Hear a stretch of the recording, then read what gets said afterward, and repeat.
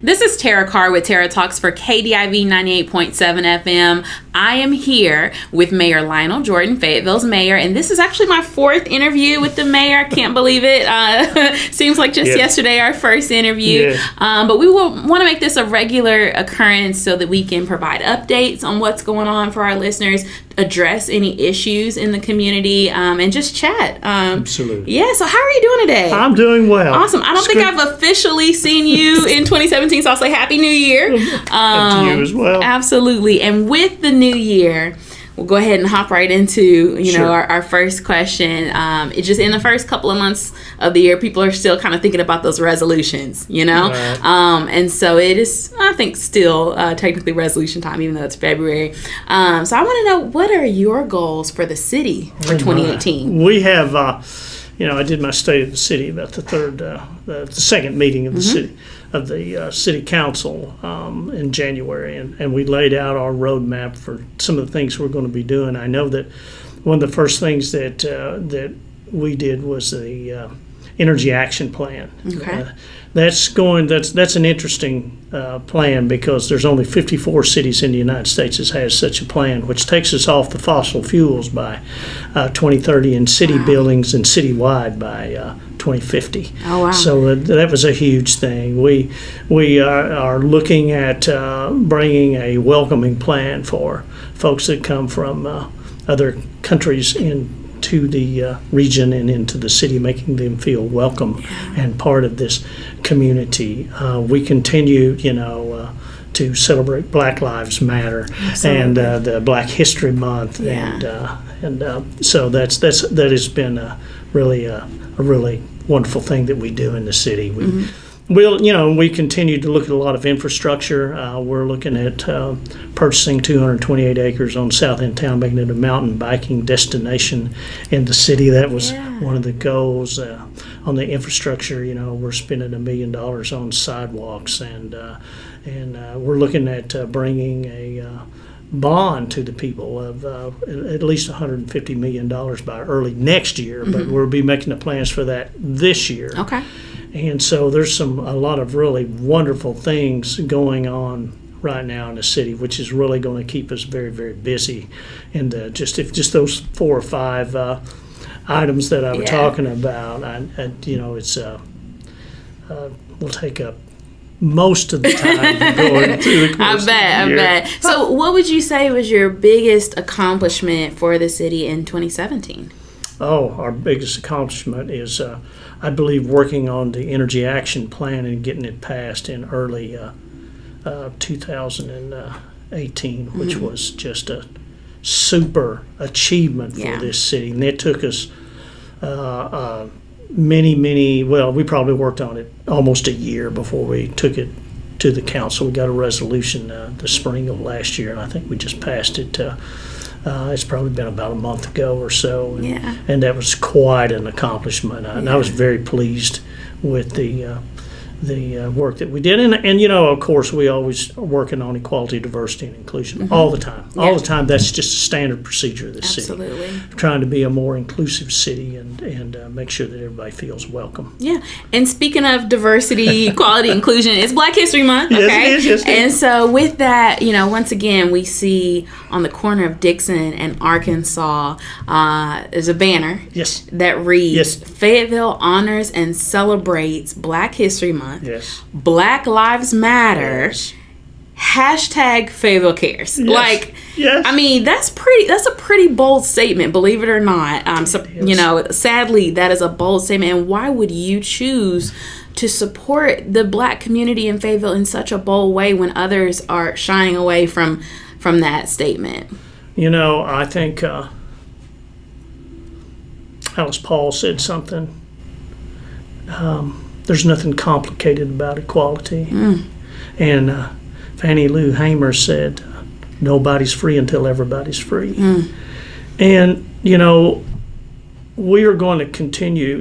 We celebrate Black History Month because African Americans in this city has been part of our past, they're part of our present, and they're going to be part of our future. Absolutely. Because it's all of us together. Absolutely. It's all of us. I know they told me not to bang on the table. I'm sorry for that. I get a little excited. Yeah, you get let your passion out. It's okay. But it's just so ingrained in me to make everybody feel welcome and a part of this city, no matter what the color of their skin or their religious belief or what country they come from or who they love.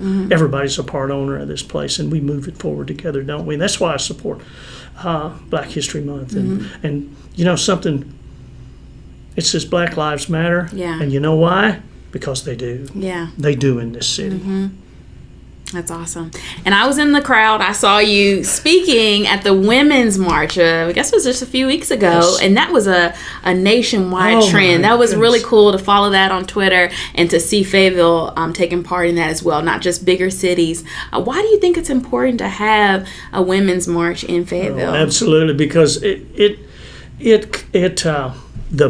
the base, it's such a broad base. Yeah. When you talk about women's rights, you talk about women that may be immigrants from another country, or African Americans, or folks that are looking for equality. When we look at a situation, just to give you an example of why I've always been really supportive of the women's movement, which, as you know, I'm pretty supportive of a lot of different movements. Yeah. But I've been working to see the ERA pass since I was 19 years old, and now that was about 1972. Yeah. And so we still have not passed it in this state. It's still not part of the Constitution, ratified on the Constitution. I think that needs to change. Yeah. And when I looked out on that crowd of women all across there, I thought, you know what? For the first time in all these many years, I got a little bit of hope here that we're going to pass that in this state and in this nation. And when I see women that's in the same position as a man in a job and they're making 70 cents of what the male counterpart makes, I think that's wrong, and I think that needs to be addressed. Yeah.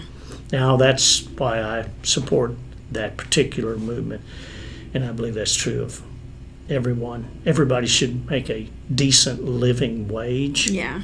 Surprised that that's still up for debate. To properly feed, clothe, and educate themselves and their children. I think it's the right thing to do. That's what we're going for, and that's what we're working on. And I truly believe together in this city, we're going to accomplish it. Okay. And it's all of us working together. And I don't mean to get on a soapbox here today, but it's true and it's real, particularly in the time that we see right now. Yeah. Let's go ahead and move to our next question. Fayetteville recently made Money Magazine's list. I love pulling out those lists. 10 best places to live, and I believe it is in the South. Some reasons included the 7-month-long Fayetteville Farmers Market, which I love, the Walton Arts Center, awesome, and the city's 36 parks.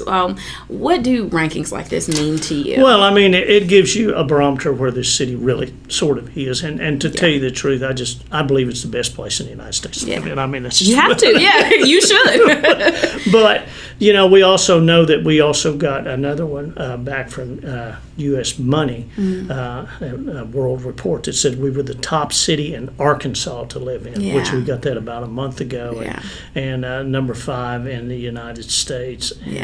And we were talking about, when you look at everything that we do, we're into the trail systems and green space, social justice issues, and also the arts. We've got a new arts corridor coming online. We got, we're going to be looking at that. Theater Square, that's another accomplishment from 2017. We broke ground on Theater Square. That's going to be a $30 million expansion going on down there in the entertainment district. I mean, awesome. We've got that and the expansion of the Walton Arts Center, got a new library expansion coming on.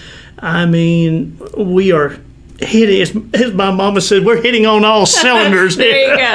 I love that. I also saw Fayetteville approved a contract for a splash pad, Walker Park. That's right. What is that going to mean for residents of South Fayetteville? Oh, well, that's I think it's $250,000 for the splash pad. That's awesome. And I mean, it's the first one we've done. We're real excited about that. We still working on the expansion of the regional park down there and Walker Park. And if you haven't gone by to see see the new expansion we did down at Wilson Park with all the cool stuff we've got going on down there, and they've got musical instruments and things that you can play down there. It's really cool, just right out there in the park. And, yes.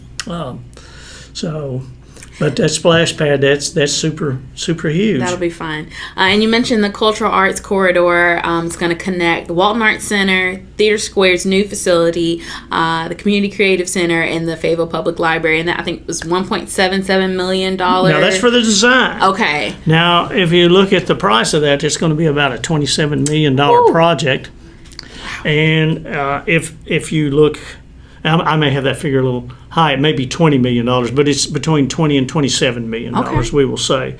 And it starts with the new addition of the Fayetteville Public Library, and it's an arts corridor that goes down to the Walton Arts Center parking lot, and then we're going to redo that parking lot. Now, I'm not going to stop there. Yeah. I want to turn it back south. Okay. And we're going to go back to where the university, who just received, a $120 million grant, and then another $144 million grant down in that area where on Government Street, in the Government Street area, and we want to hook that up to the library, hook from there to the library and on to the Walton Arts Center, and just create an arts corridor from one side, from the south end of this. And why do you think it's important to invest in the arts for the overall growth of the city? Well, we know that the arts is the third leading economic driver in the nation. I sit on the National Arts Board, and we know that it's not, it's the arts bring in all kinds of jobs, and it promotes the arts, and you take the children from schools, and you take them to get them learning about the arts at an early age, and they carry it all the way through their life. And it's just an investment in the quality of life and the advancement of a city. Is when you see a city where the arts, you're advancing the arts, you're advancing the whole community, and that's super important. Awesome. Well, speaking of the arts, kind of leads into my next question. Last time we talked about a potential TV show coming to Fayetteville, and you weren't able to give us too much.